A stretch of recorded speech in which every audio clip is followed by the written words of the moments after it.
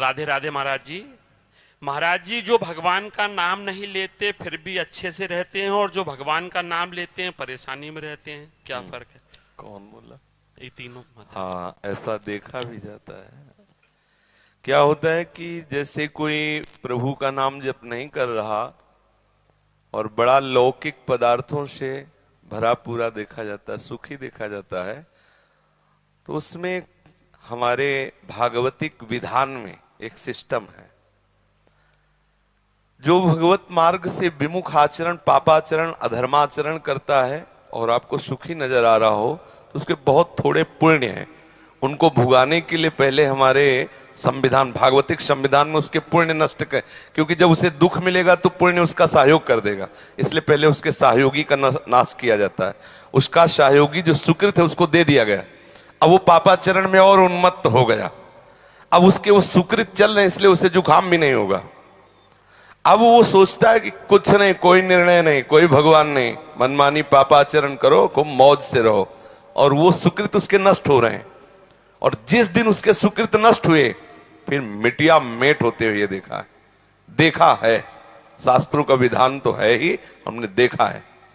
एक ठाकुर रामबली सिंह जमींदार आसपास बंदूक लेके चलते, ऐसा बच्चापन में उनको देखा हमने।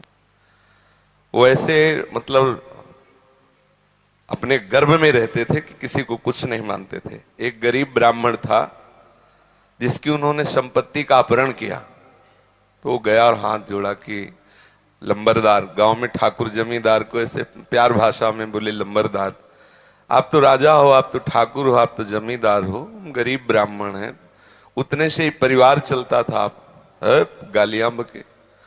उन्होंने पैर छुआ ब्राह्मण ने ऐसे और रो दिया और वापस आ गया। जानते हो, आज उनके कुल में कोई पानी देने वाला नहीं। कुछ ही दिनों में बड़ा लड़का भयंकर कैंसर से बीमार हुआ, मर गया। दूसरा दिमाग खराब हो गया, तीसरे की टांग टूट गई, चौथा लेबरी करके उनको जो खवाने वाला था पीलिया हो गई। और आप अफीम के इतने नशेबाज बन गए कि धीरे धीरे सब, जहां उनके आगे पीछे बंदूक लेके चलते थे वहां मक्खी उड़ाने वाला कोई नहीं रहा, और एक पशु की तरह मरे जब कोई फेंकने वाला नहीं, ऐसी स्थिति। होता क्या है कि शुभ कर्म जब तक हमें वहां के, हमारे भागवतिक विधान में सिस्टम है, यदि आप अधिक पाप करेंगे तो आपके जल्दी से जल्दी शुभ कर्म आपको दिए जाएंगे कि वो नष्ट हो, तब तुम्हारा नाश शुरू होगा। और जब आप भागवतिक कार्य करते हैं तो देख लिया गया ना कि आप संभल रहे हो, तो आपको कोई बाधा ना पहुंचा सके, इसलिए आपके जो पाप कर्म हैं उनको फेंक दिया गया कि उधर से खाली करो। जो उसके शत्रु पक्ष के पाप कर्म जमा है उसको नष्ट करने के लिए उनको भेजो, क्योंकि इस समय धर्म निष्ठा में है, ये पचा जाएगा।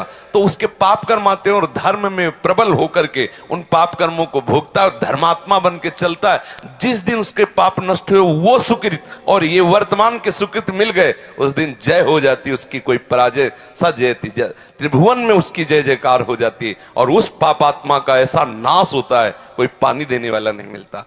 ऐसा नहीं है कि पापी पुरुष मौज से है और धर्मात्मा कष्ट से है, उसके रहस्य को नहीं जानती, इसलिए तुम्हें ऐसा लगता है। समझ पा रही हो?